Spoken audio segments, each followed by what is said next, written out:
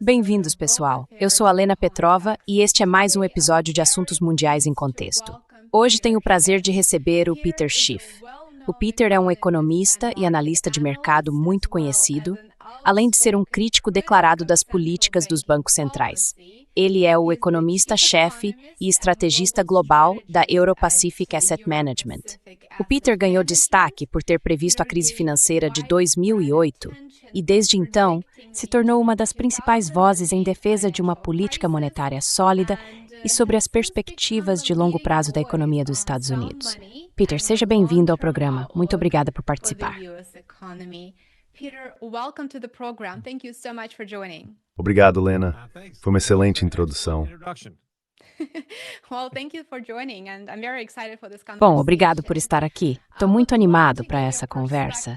Eu queria começar ouvindo a sua visão mais ampla sobre o panorama geral e o estado atual da economia dos Estados Unidos. O presidente Trump tem descrito repetidamente a economia americana como vivendo uma era de ouro, citando recordes na bolsa de valores, alta produção de petróleo e gás e políticas de tarifas bem-sucedidas. Mas esse discurso contrasta com relatos de perda de empregos, aumento da inflação e desaceleração no crescimento dos salários. Então, onde é que a gente está hoje? A economia dos Estados Unidos é realmente tão forte quanto o governo Trump afirma? Economy as strong as the Trump administration claims it is. Well, the golden age may be limited to gold itself. Olha, a tal era de ouro talvez se limite ao ouro mesmo, porque o ouro tem se saído muito bem desde que o Trump virou presidente. Mas não é nada parecido com a chamada Era Dourada, que é o que esse termo lembra, o fim do século XIX. Aí sim a gente teve um verdadeiro boom econômico. O que temos agora é um boom que existe só na imaginação do Donald Trump.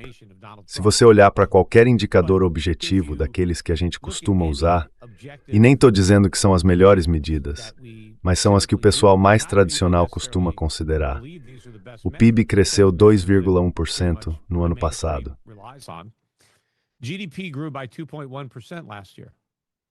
That was slower than any year under Biden. Isso foi mais lento do que em qualquer ano do governo Biden. Em 2024 foi 2,8, em 2023 foi 2,9. Então é uma desaceleração considerável. Como é que isso é um boom? A criação de empregos foi mínima. Não foi grande coisa no governo Biden, mas agora foi ainda pior. A gente mal criou empregos. Acho que em 2024 talvez tenha sido 1 milhão de vagas no ano inteiro, mas em 2025 foi tipo 100 mil, quer dizer, só um décimo disso.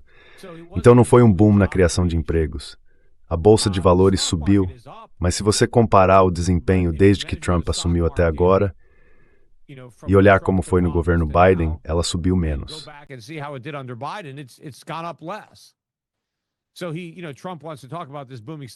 Então veja bem, o Trump quer falar sobre esse mercado de ações em alta. Grande coisa. Quer dizer, ele subiu ainda mais quando o Biden era presidente. Dizem que o Biden foi o pior presidente de todos os tempos e o Trump o melhor. E que o Biden teve a pior economia da história e o Trump tem a melhor, mesmo com um mercado de trabalho mais fraco, um crescimento do PIB mais fraco e, na verdade, a inflação voltando a subir. Em 2026, eu acho que o índice de preços ao consumidor vai subir mais este ano do que em qualquer ano do governo Biden, talvez com uma exceção. Mas pode até superar o pior ano de inflação sob o Biden. Então a inflação também não foi vencida. A inflação está aí e veio para ficar. E eu acho que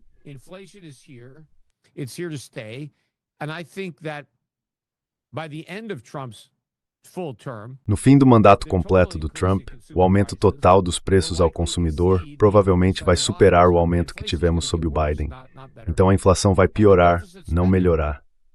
E sobre os gastos com déficit, o Trump criticou, e muitos republicanos também, com razão, os gastos com déficit do governo Biden. Eles culparam esses gastos pela inflação, e de fato isso teve parte da responsabilidade. Mas o déficit do Trump, que o Biden herdou, também teve culpa. E muito disso veio do Federal Reserve, que seguiu as mesmas políticas inflacionárias, tanto no governo Trump quanto no governo Biden. Mas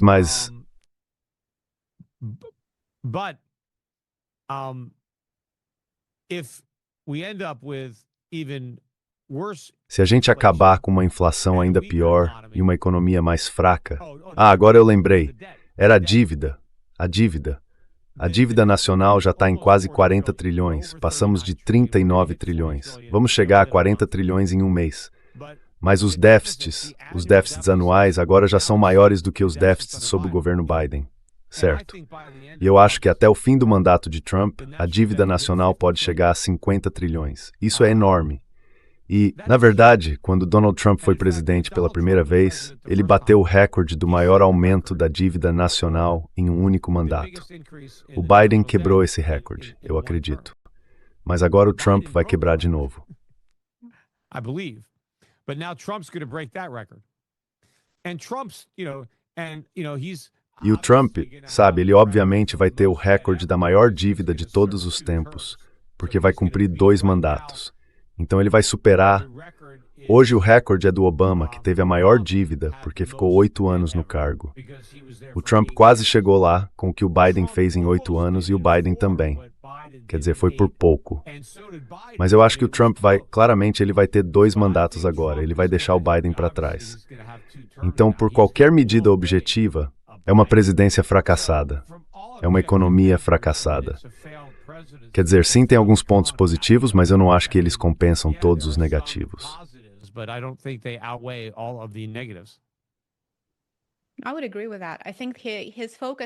Concordo com isso.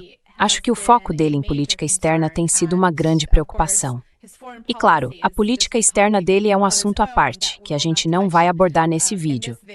Mas a economia dos Estados Unidos e a economia global estão passando por uma volatilidade e uma incerteza extremas, em parte por causa das decisões dele nessa área, com a guerra no Irã se tornando um fator de desestabilização importante.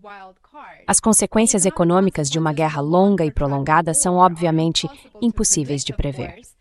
Mas como você descreveria o impacto econômico geral da guerra contra o Irã até agora? Estamos falando de um choque econômico temporário ou de algo muito mais estrutural?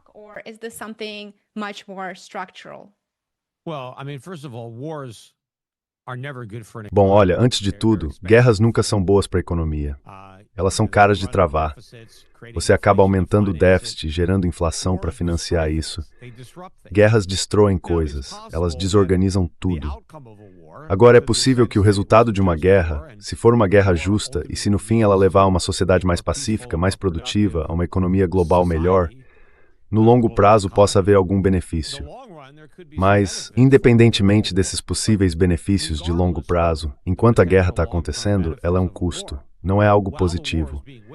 Agora, claro, para algumas pessoas é positivo, né?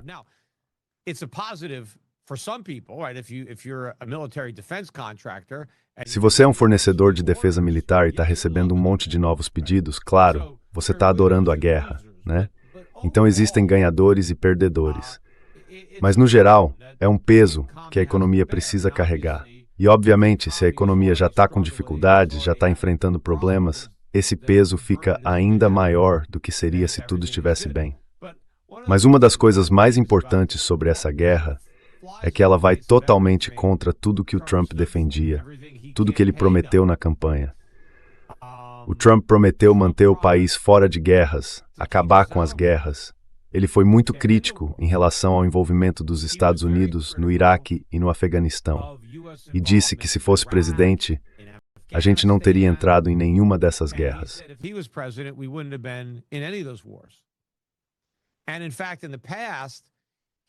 Na verdade, no passado, ele tinha criticado o Obama porque o acusou de talvez lançar uma guerra contra o Irã como uma forma de distração política. Ele dizia algo como, ele vai declarar guerra. E eles falavam com frequência sobre a possibilidade de uma guerra com o Irã como uma das consequências negativas de eleger um democrata. Tipo, não vote na Kamala Harris, porque a gente pode acabar indo para a guerra com o Irã. Então, o fato de agora estarmos em guerra com o Irã é, sabe, uma verdadeira traição. E o Donald Trump tenta dizer, bom, eu não comecei essa guerra, ela já dura 50 anos. Eles mereciam. Tá certo. Mas então por que você não fez campanha dizendo isso?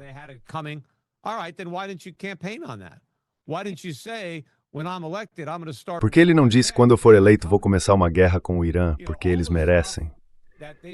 Sabe, todas aquelas coisas que supostamente justificariam a guerra. O Trump sabia disso muito antes de começar. Sabia muito antes de ser reeleito. Então por quê? Por que ele não assumiu isso? Por que não disse, votem em mim, que eu vou dar uma lição nos iranianos? Ele não fez isso. Eu sempre fui crítico das políticas econômicas do Trump, mas eu apoiava a política externa dele. Até agora. Até ele começar uma guerra. Ele acabou tirando uma das poucas coisas que eu gostava na presidência dele. No primeiro mandato, ele basicamente cumpriu o que prometeu nesse ponto.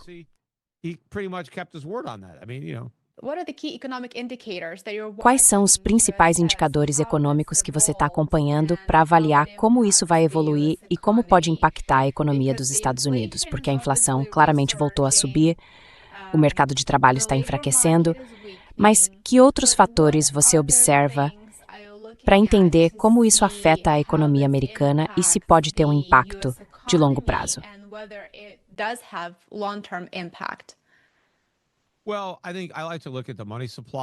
Olha, eu acho importante observar a oferta de dinheiro e o balanço do Fed, que agora estão crescendo num ritmo bem forte, ou melhor, não exatamente saudável, porque é um ritmo inflacionário.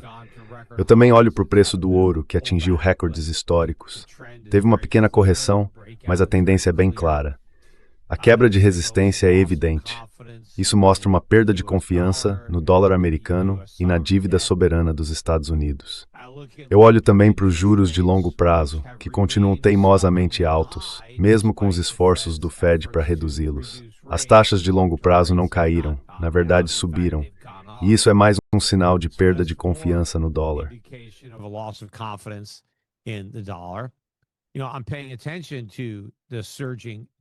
Eu estou prestando atenção nesses números da dívida que não param de subir, e também em algumas pesquisas de popularidade, onde o presidente aparece como o mais impopular da história quando o assunto é economia. Isso diz muita coisa, porque no fim das contas, economia é sobre o bolso das pessoas. Quando alguém te pergunta numa pesquisa se você está satisfeito, se aprova a forma como o presidente está lidando com a economia, a pessoa não pensa no país inteiro. Ela pensa na própria realidade, na economia da família dela. Como você está? As coisas estão melhorando para você ou estão piorando? E quando um número recorde de pessoas diz, eu não aprovo, eu não confio, é porque para elas as coisas estão piorando.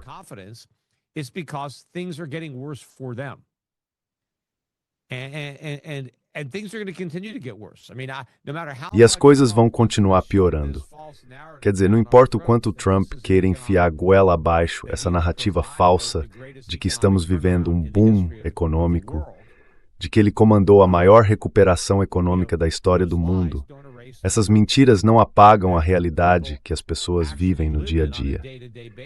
Então eu acho que isso vai ser bem problemático em novembro, com essas eleições de meio de mandato que devem pender fortemente para os democratas. E isso é ruim para o país, porque as políticas deles são ainda piores que as dos republicanos.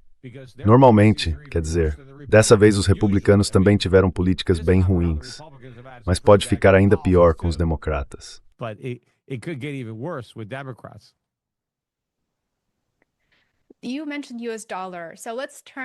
Você mencionou o dólar americano. Então vamos falar sobre o dólar por um momento.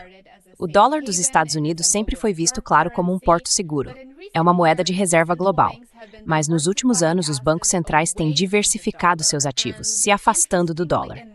E, curiosamente, o dólar se valorizou depois que começou a guerra com o Irã, mesmo tendo passado mais de 12 meses em queda antes do conflito.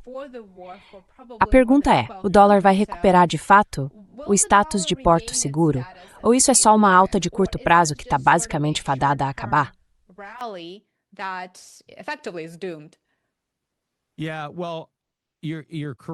É bom, você está certo que muita gente vê o dólar como um porto seguro. Eu nunca fui um deles. Sempre enxerguei o dólar como um risco que a gente deve evitar. Você precisa de proteção contra o dólar, não de proteção no dólar. Mas o dólar teve um 2025 muito fraco. Foi um dos piores anos dele.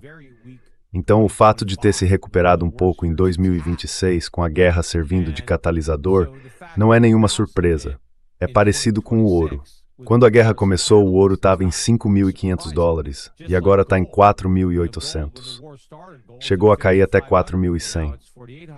O fato de as pessoas terem realizado lucro depois de uma grande alta, eu não acho que isso destrua a ideia de que o ouro é um porto seguro. É só que ele já tinha subido tanto antes da guerra que acabou devolvendo uma parte quando o conflito começou.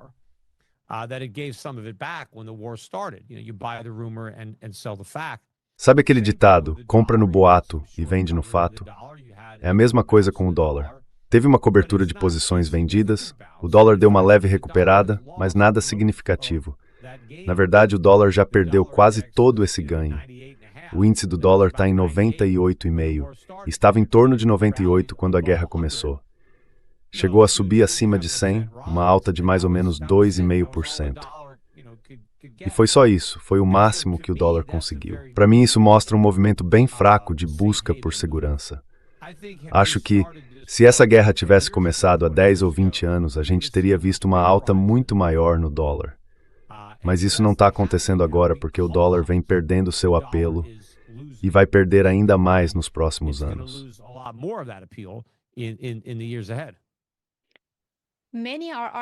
Muita gente tem dito que o petrodólar está morrendo, ou que já morreu.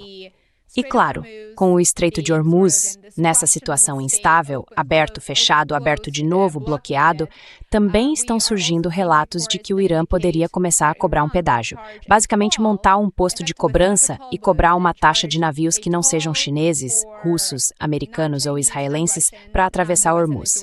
Mas essa transação, claro, seria feita em yuan. Então, qual é a sua opinião sobre o petrodólar estar na prática perdendo espaço? E quais seriam as implicações mais amplas disso para o dólar americano como moeda de reserva mundial?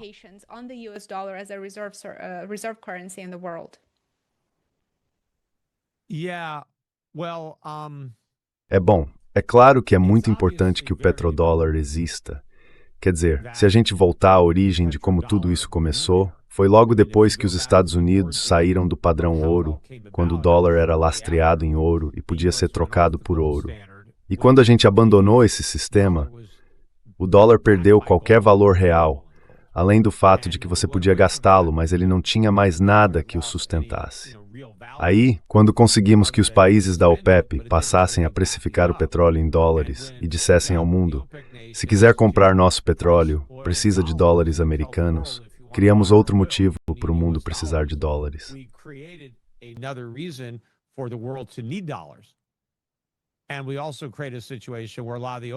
E a gente também criou uma situação em que muitos países da OPEP, que recebiam dólares em troca do seu petróleo, acabaram guardando esses dólares e investindo em títulos do Tesouro dos Estados Unidos, ou seja, emprestavam o dinheiro de volta para o governo americano. Isso tem sido um grande facilitador dos nossos gastos deficitários e dos nossos déficits comerciais. E eu realmente acredito que isso está chegando ao fim e que vai ser um enorme problema para os Estados Unidos, que dependem desse mecanismo. Mas, ao mesmo tempo, acho que vai ser um grande benefício para o resto do mundo que tem carregado esse peso, porque essa relação acaba permitindo que os americanos vivam acima das suas possibilidades. A gente consegue gastar mais do que produz.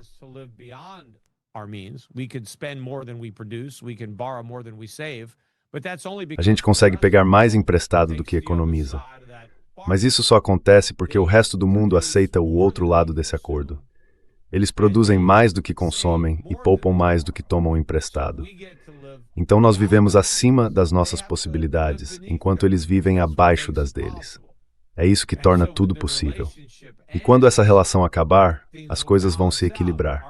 O nosso padrão de vida vai cair e o do resto do mundo vai subir.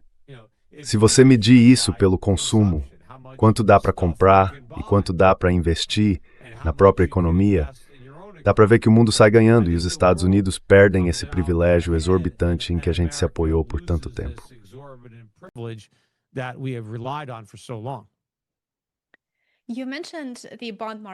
Você mencionou o mercado de títulos, Peter, e eu gostaria muito de saber a sua opinião sobre o mercado hoje. Ele tem mostrado sinais de alerta recentemente. Os leilões do Tesouro vêm registrando uma queda na demanda. Qual é a sua leitura desses movimentos no mercado de títulos? Como você interpreta isso? market, and how do you interpret them? If you go back to when the Fed first started, Se você voltar ao momento em que o Fed começou a cortar os juros a partir do pico, a taxa básica estava ali por volta de 5,25%. E o motivo pelo qual o Fed começou a reduzir os juros não foi porque a gente tinha vencido a guerra contra a inflação. Na verdade, foi o contrário. A inflação venceu. O que aconteceu é que os bancos começaram a quebrar. Então o Fed tentou aliviar a pressão nos balanços dos bancos cortando as taxas. Mas antes mesmo do primeiro corte, eu já tinha previsto que quando o Fed começasse a reduzir as taxas de curto prazo, as taxas de longo prazo iam subir. Pouca gente fez essa previsão. E foi exatamente o que aconteceu. Os primeiros 75 pontos base de corte resultaram em 75 pontos base a mais nas taxas de longo prazo.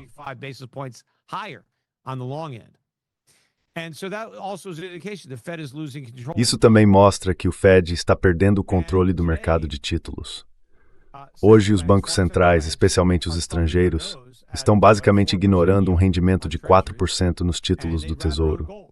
Eles preferem ter ouro, mesmo sem rendimento nenhum. E isso diz muita coisa. Eu acho que é um sinal importante do que pode acontecer no mercado.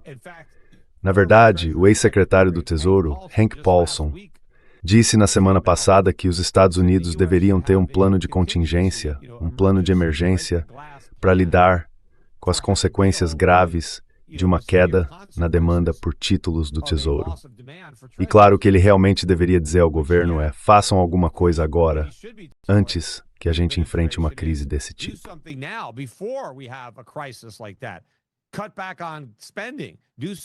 Corte os gastos. Faça alguma coisa para recuperar a confiança, para que a gente não tenha um colapso na demanda por títulos do Tesouro. Mas o conselho dele foi outro. Ele disse que o colapso vai acontecer de qualquer jeito, então é melhor a gente se preparar. Vamos só tentar entender o que fazer quando isso acontecer. Para mim, esse é um péssimo conselho. Quer dizer, o que você vai fazer? A piada que eu contei no meu podcast foi que o único plano que me veio à cabeça naquele momento seria ter um revólver atrás de um vidro, e quando quebrasse o vidro, você, bem, se mataria. Essa seria a única solução naquele ponto. Mas quando um ex-secretário do Tesouro começa a dizer o que eu venho dizendo há tempos, talvez algumas pessoas devessem prestar atenção.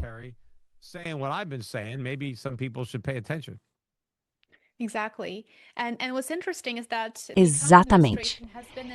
E o interessante é que o governo Trump já vem travando essa disputa com o Federal Reserve há algum tempo. O novo indicado para presidir o Fed, Kevin Warsh, se for confirmado, é claro, foi uma escolha do próprio Trump. E pode ser bem difícil para ele defender juros mais baixos, considerando o cenário econômico atual, sem parecer que está agindo em favor do governo Trump. Então, a independência do Fed, ou pelo menos a aparência de independência, está em jogo. O que você espera das políticas do Fed sob o comando de Warsh, caso ele seja confirmado, em relação à resposta alta da inflação e ao enfraquecimento do mercado de trabalho?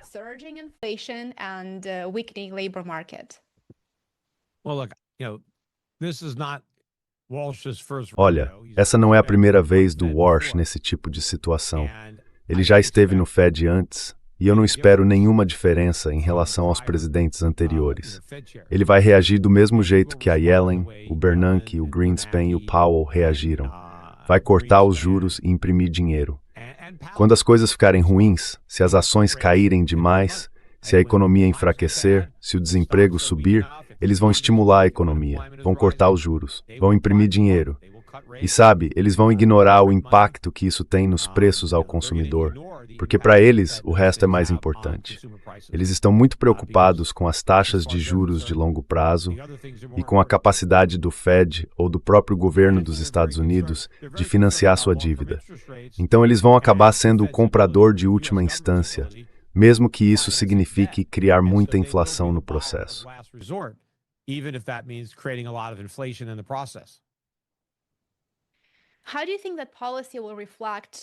Como você acha que essa política vai impactar a demanda global por títulos do Tesouro americano?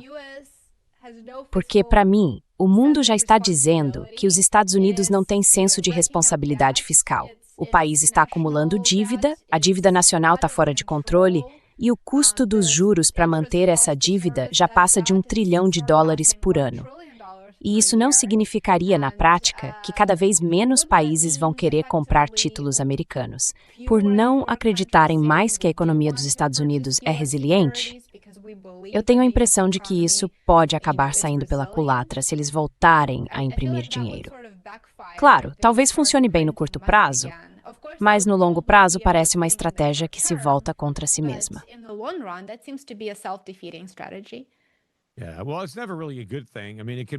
É bom, isso nunca é realmente uma coisa boa. Quer dizer, pode até fazer você se sentir bem, sabe, como uma droga.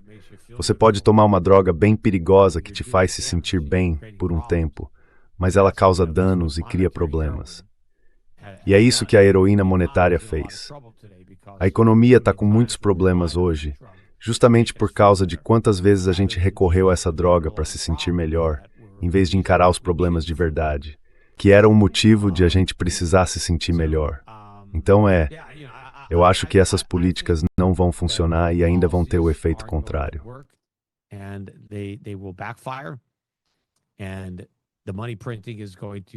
Okay? E a impressão de dinheiro vai enfraquecer diretamente o dólar. E essa fraqueza vai acabar elevando as taxas de juros de longo prazo, justamente quando eles estão tentando reduzi-las. E a inflação mais alta vai agir como um sedativo na economia, bem no momento em que estão tentando estimulá-la. Então eu acho que estamos caminhando para uma crise de verdade, muito pior do que a de 2008. Acredito que vai ser uma crise da dívida soberana, não uma crise de hipotecas subprime e também uma crise do dólar americano. O dólar vai estar no centro disso tudo e as pessoas precisam estar preparadas. Elas precisam ter ouro, precisam ter prata, não dólares. É por isso que eu criei a Schiff Gold.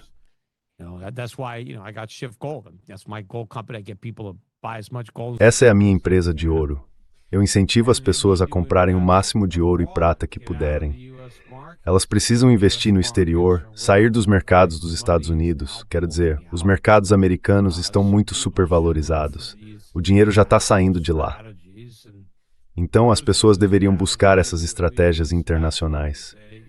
E são exatamente essas as estratégias em que a gente é especializado na Euro-Pacific Asset Management. Ajudamos as pessoas a montar carteiras em mercados emergentes, em mercados estrangeiros desenvolvidos, em metais preciosos e em outras empresas de recursos naturais que se beneficiam desse ambiente de estagflação em que a gente não só já está, mas vai continuar preso por muitos e muitos anos.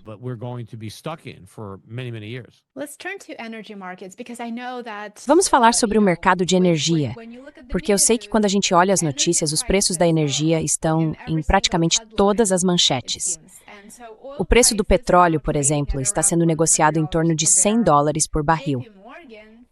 A previsão do JP Morgan indica que pode chegar a 120 ou até $150 por barril. E se houver uma nova escalada, digamos que o Iêmen feche o Estreito de Bab al-Mandab, a gente pode ver o preço chegar a $200 por barril, o que seria absolutamente catastrófico. Em que momento o aumento do preço da energia passa a ser extremamente desestabilizador para a economia aqui nos Estados Unidos? E se isso acontecer, o que você acha que o governo Trump faria para tentar reduzir esses riscos?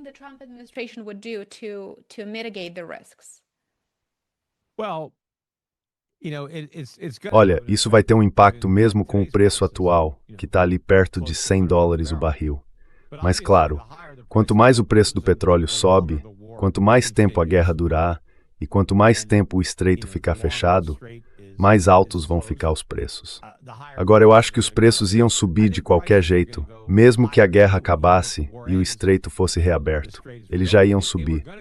Isso só faz com que subam mais cedo e mais rápido. Eu não sei exatamente em que ponto o preço do petróleo fica tão alto que sozinho pode empurrar a economia para uma recessão. Mas com certeza já tem um impacto agora, e esse impacto vai aumentar. E sabe, muita gente fala sobre destruição da demanda. Quando o preço do petróleo sobe, a gente acaba usando menos petróleo.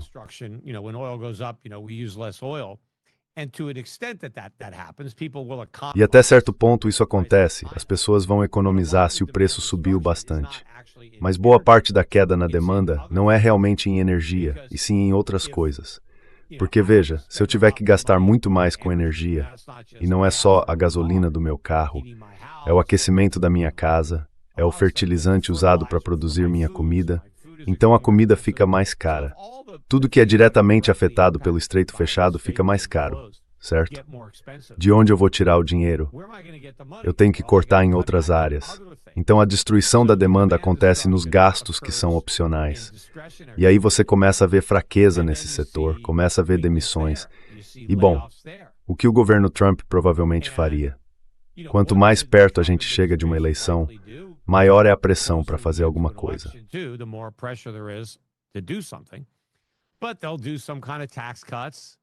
Mas eles vão fazer algum tipo de corte de impostos, algum truque, talvez reduzir o imposto sobre a gasolina, ou dar um cheque de estímulo para todo mundo, alguma coisa assim. Só que tudo isso é contraproducente. Isso só aumenta a demanda, o que piora o problema. Não aumenta a oferta, só aumenta a demanda.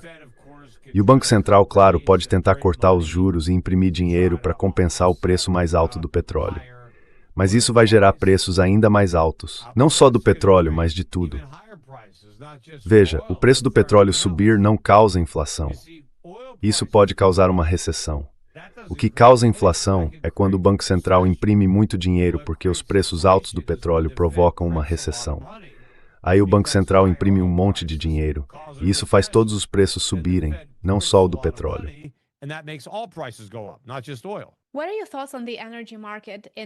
O que você pensa sobre o mercado de energia em geral?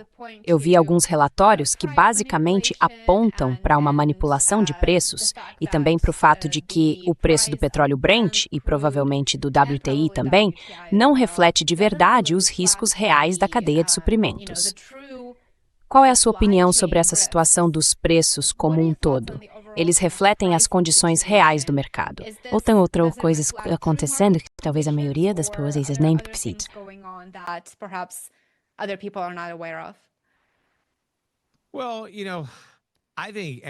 Olha, eu acho que os preços da energia estão baixos. E um dos motivos, na minha opinião, é que o dólar ainda está bem alto, né? Está ali um pouco abaixo de 100. Acho que quando a gente começar a ver uma queda mais significativa no dólar, quando o índice do dólar estiver em torno de 80 em vez de 100, vai haver uma demanda muito maior por petróleo. E aí o preço vai subir bastante. E à medida que a gente continua imprimindo dinheiro, gerando inflação e reduzindo a demanda pelo dólar, a demanda por petróleo cotado em dólar vai aumentar. Então eu acho que o preço vai subir. Por isso, depois das ações de mineração, a segunda maior parte da minha carteira são ações de energia. Ou seja, eu estou otimista.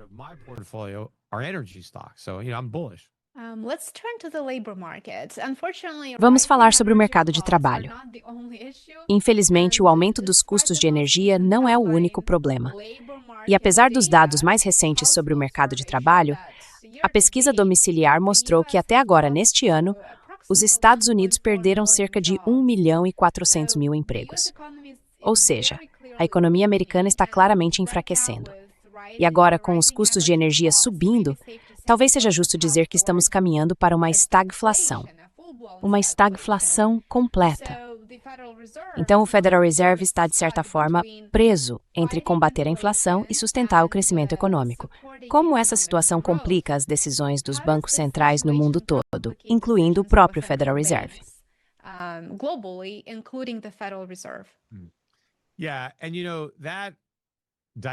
E sabe, essa dicotomia e essa tensão entre os chamados mandatos, como eles gostam de dizer, na verdade vem de uma falta de entendimento sobre a eficácia da política do Fed. Porque a ideia de que o Fed pode estimular a economia, criando inflação, está simplesmente errada. Cortar juros, fazer afrouxamento quantitativo, isso não ajuda de verdade a economia. Pode até sustentar os preços dos ativos, mas preços mais altos das ações não significam necessariamente uma economia mais forte. Na verdade, se as ações estão caras demais, deixá-las cair é o que faz bem para a economia. Se o Fed impede que isso aconteça, ele está causando dano.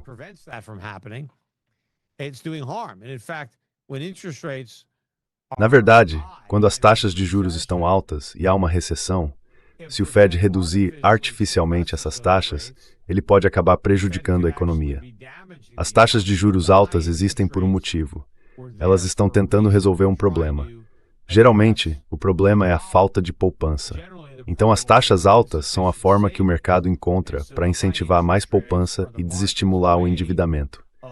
Se a gente tem muito empréstimo e pouca poupança, é natural que as taxas fiquem altas. Agora, essas taxas de juros elevadas podem sim uma recessão no curto prazo.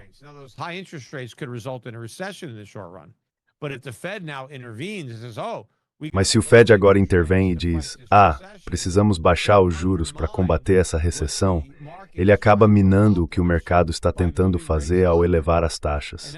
E aí você tem juros artificialmente baixos, que acabam prejudicando a economia. No curto prazo, pode até parecer bom, como quando alguém que está em abstinência volta a usar drogas. Mas o que realmente faz bem é tirar a substância do corpo e passar pela abstinência. É isso que o mercado tenta fazer de vez em quando. E quando o Banco Central interfere nesse processo, ele causa dano, não faz bem.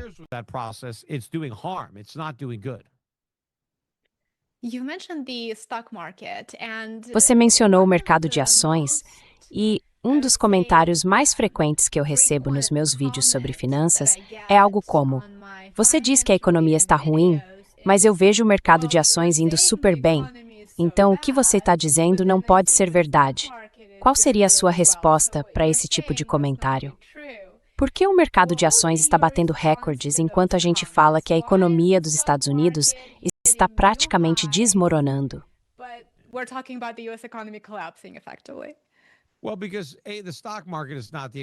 Bom, primeiro porque o mercado de ações não é a economia. O mercado de ações é o mercado de ações. E ele pode subir por motivos que não têm nada a ver com a economia. Na verdade, uma economia fraca pode até ser vista como algo bom para o mercado de ações. Porque se a economia fraca mantém os juros baixos são bons para o mercado. Se tem muita liquidez, esse dinheiro acaba indo para as ações. Se tem muita inflação, os preços das ações sobem, assim como o preço de qualquer outra coisa. Ações são preços. Mas se você quiser olhar para as ações em termos de dinheiro real, ou seja, em termos de ouro, aí você tem uma visão melhor. Porque há uns 20, 26 anos, na verdade, o índice Dow valia mais de 40 onças de ouro. No pico, era algo como 43, 44.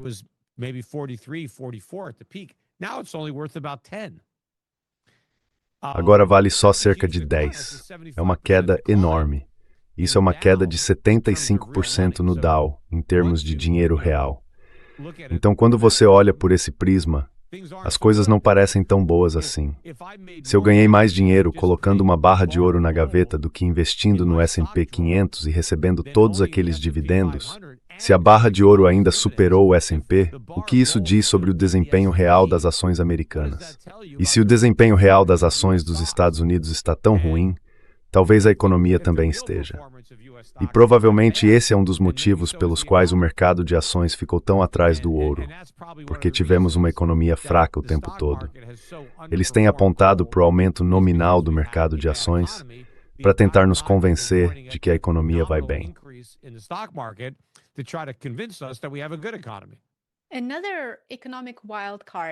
Outro fator econômico imprevisível, eu diria que vale a pena abordar, é o mercado de crédito privado. Ele já soma cerca de 1 trilhão e 300 bilhões de dólares. Nas últimas semanas, os maiores participantes desse mercado, como a Blue Owl Capital e a Blackstone, limitaram os saques dos investidores. Esses empréstimos, claro, não são ativos líquidos. E se os fundos começarem a vender essas carteiras para cobrir pedidos de resgate, provavelmente vão ter que vender com prejuízo. Ou seja, isso só vai piorar a situação. E eu fiquei realmente surpreso com um comentário recente do CEO do JP Morgan, Jamie Dimon. Ele alertou que as perdas no crédito privado vão ser, abre aspas, maiores do que o esperado. Então, qual é a sua interpretação sobre a situação do crédito privado e o possível impacto disso nesse momento tão frágil da economia dos Estados Unidos?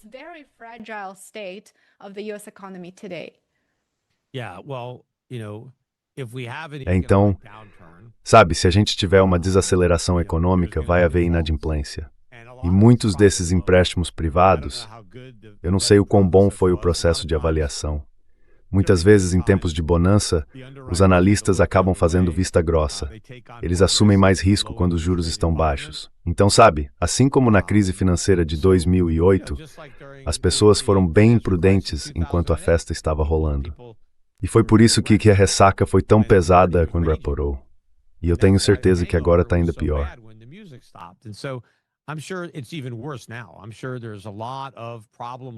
Tenho certeza de que há muitos empréstimos problemáticos, tanto no setor comercial quanto no individual.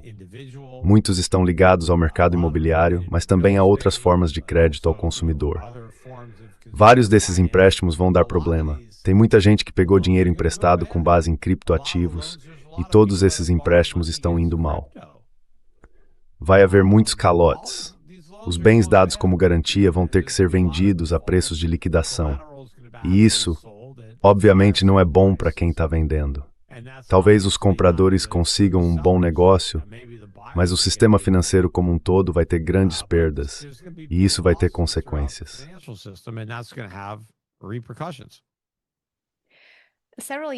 Há alguns anos atrás, eu me lembro de ver você bem cético em relação à indústria de criptomoedas. E isso foi, se não me engano, antes do Trump, versão 1.0. Isso é dizer o mínimo. Eu sei, estou tentando ser diplomático aqui. Então você era bem cético. E aí, claro, o Trump assumiu o cargo e ele e os filhos estão muito focados em tocar os negócios de cripto deles, fazendo disso uma prioridade. As suas opiniões sobre criptomoedas mudaram? E o que você acha dessa loucura toda em torno do Trump e das criptos que a gente vê todo dia nas notícias?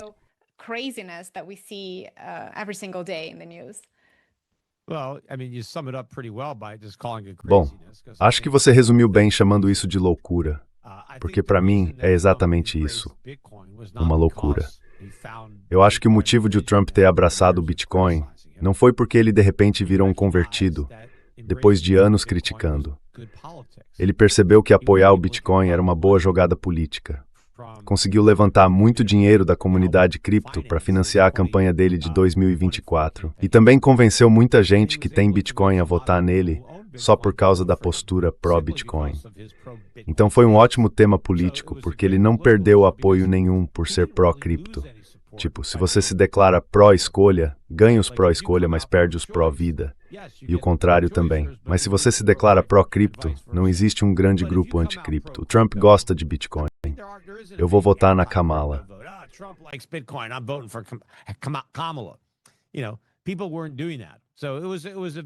As pessoas não estavam fazendo isso. Então foi uma decisão política muito boa que o Trump tomou. Mas depois, ele não só abraçou o mundo das criptomoedas para conseguir dinheiro e votos, como também viu uma oportunidade para ele e para a família ganharem muito dinheiro. E aí, basicamente, eles passaram a concentrar todo o império empresarial da família Trump em cripto. O setor imobiliário ficou em segundo plano, e eles estão ganhando mais dinheiro com cripto do que com qualquer outra coisa. Isso acontece por causa da popularidade dele dentro da comunidade cripto e da influência que ele tem sobre o setor, porque as pessoas querem investir junto com ele. Elas acham que o Trump está do lado delas. Agora que o Trump é pró-cripto, temos um czar das criptos, um presidente das criptos, e é claro que ele vai direcionar capital e investimento para esse mercado e tentar articular leis favoráveis às criptomoedas que vão trazer benefícios.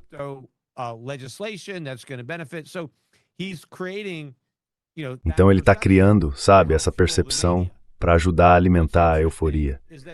O interessante é que o Bitcoin está mais baixo agora do que estava antes. Ele perdeu todos os ganhos que tinha no começo do governo Trump, apesar de todo esse alarde, de toda essa promoção. E isso mostra que o dinheiro esperto, o dinheiro de verdade, estava só esperando para vender. As pessoas da comunidade cripto que ajudaram a eleger o Trump, elas aproveitaram. Quando o Bitcoin disparou, foram elas que estavam vendendo. Compraram antes dele ser eleito e venderam depois. Mas agora tem um monte de gente presa que comprou Bitcoin a mais de $100 mil e que vai acabar perdendo tudo.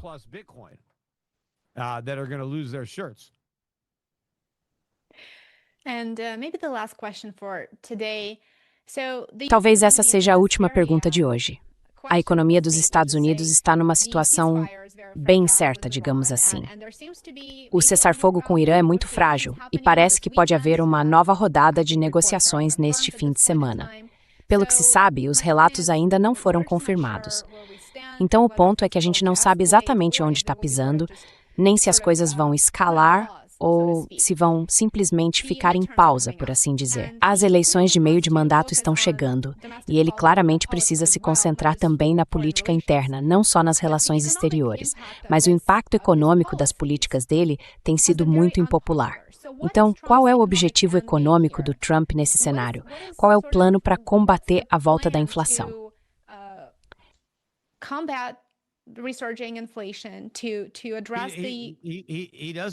Ele não tem um plano.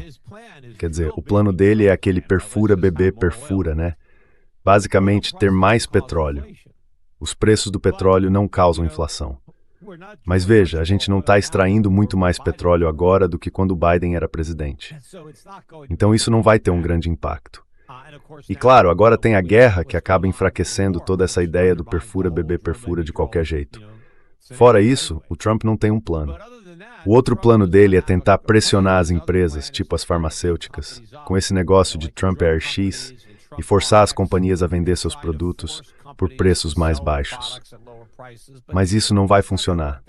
Isso é basicamente um controle de preços do governo. Ele está tentando atacar os sintomas da inflação, ignorando a causa real da inflação. Assim como quando tivemos controle de preços lá na época do Nixon ou do Ford. Não funcionou.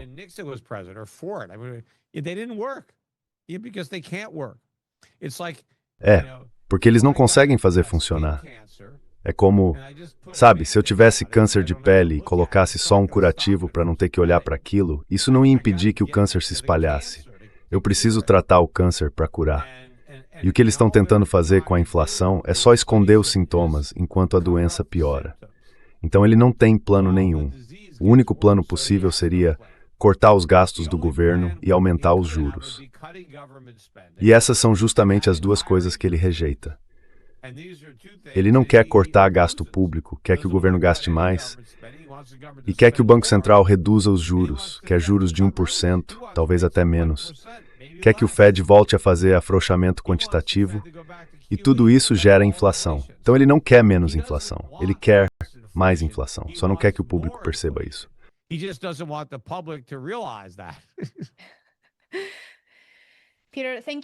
Peter, muito obrigado por estar com a gente hoje. Foi uma conversa realmente fascinante e eu tenho certeza de que o nosso público adoraria te ver de volta no programa. Espero que você volte para um novo episódio. Ah, claro. Fico surpreso que tenha demorado tanto para acontecer a primeira. Eu soube que a gente acabou cancelando várias, estava cheia, mas fico feliz que finalmente conseguimos fazer. Eu também estou ansioso por novidades. Tá certo, se cuida. Bom fim de semana.